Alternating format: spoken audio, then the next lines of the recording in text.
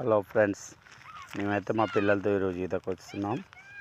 ఇగో ఇక్కడికి వచ్చేసాం. ఇంకా